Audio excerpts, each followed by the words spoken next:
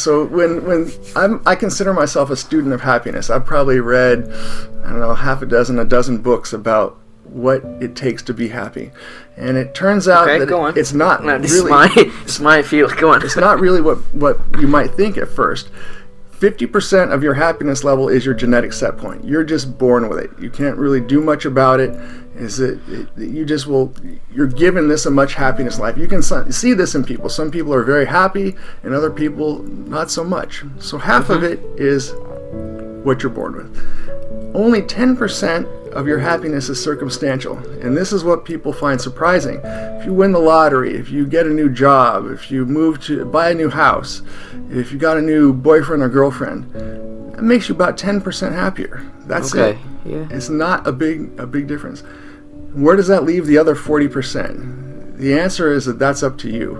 That's you doing some happiness exercises and taking care of your mental well-being.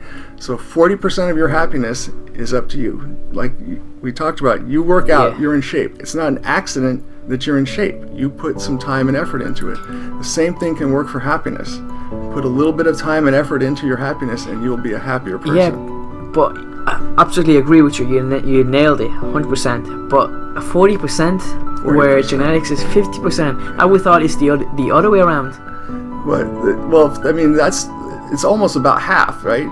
Half, is what you control. So 10%, only 10% is circumstantial. That's what surprises people. People think, oh, if I buy a new car, if I've got a girlfriend, then I'll be happy. The answer is you will be happy when you exercise your happiness muscle and gain that 40% of happiness. Now, how do you exercise those happiness muscles? So the very simple things that you can do is that you can do some gratitudes. And you say out loud to yourself, I'll ask you right now, tell me 3 things, Soufi, that you're thankful for and grateful for in your life. Friends, family, and place to live. So those are a very simple thing to do. Now, it turns out that you can't just say this in your head.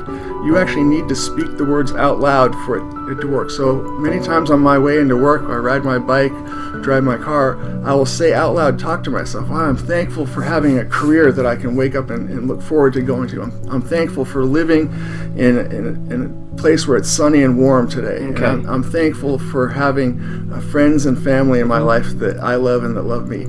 Simple thing like that. If you spend the 30 seconds that it takes to do that, and you do that not necessarily every day because it doesn't need to be forced, but if you did it 5 days a week, you'll be noticeably happier in 2 weeks. It will make a difference. Other things you can do is it truly is better to give than to receive. Absolutely, 100%. If you're involved with a charitable organization, if you do something good for someone, that will make you happy. So being involved with something where you can give, it will make you very happy. So you work as a personal trainer. When you help someone and achieve their goals, that makes your day. As a professor, when my student has a success and gets a scholarship, that makes my day. So find things that you can do in your life to give back to people. That will improve your happiness. Yeah. Okay. Yeah, absolutely agree with you. Looking back, again, I don't have the richest family ever. I don't have the friends that I need to talk to every day. I know people that I haven't talked to in a while, but if I send them a message, I know they're gonna get back to me. So, and that's something that you mentioned about making money. It turns out that money does not buy happiness. Here's the studies. They've given people all kinds of questionnaires, and they said how much. Boil it down to some simple questions. How much money do you make, and how happy are you? And when this study was conducted, and it was in the United States, there was a sweet spot at about $80,000 a year. And it turned out that if you made less than that, money would buy your happiness. You need enough money to take the wants and needs off your table. You can have a place to live, you can have food on the table, and you can take a nice vacation every year. If you've got enough to do that, it turns out you're very happy. When you start making more money than that, your happiness actually goes down because now you need to worry about making that next bill. You've now got this huge mortgage that you pay for. You've got a couple of car payments. So you buy stuff you don't need. So you get things that you don't need. You end up being stressed. So I make $5,000 a month being a professor, and I'm exceedingly happy. Whereas my brother makes about 3 times that amount, and he's stressed because he needs to make that amount. If he doesn't make that much money one month, he's in trouble because It's like he's got so lots of once you bills. go to another level, it's like you're not in control anymore. The money is in control. The money wants you You to have to pursue it. You need to make that money to maintain your lifestyle. And so, it isn't money that buys happiness. It's having enough money to take your basic necessities off the table and going and enjoying yourself. What one advice would you tell? It's like me. What advice would you give myself? So in life, pain is Of course, you're a lot older than me. You're more experienced. You've lived longer than me. So in life, pain is inevitable. Suffering is optional. We all make ourselves suffer to the degree that we impose suffering upon ourselves. Yes, there's pain in life, but when we beat ourselves up for things, when we're hard on ourselves, when we haven't accepted our failures and mistakes and learn from them, that's what takes away from your happiness in life. So don't make yourself suffer. Find ways around that. Meditation is a good way to improve that. So exercise is also a good way to improve Like that. for me, meditation, I don't practice meditation, but for me, meditation, I can find meditation in walking. If I spend time with good friends, I know people, like for me, my best hobby is just to sit down with just two friends and just talk.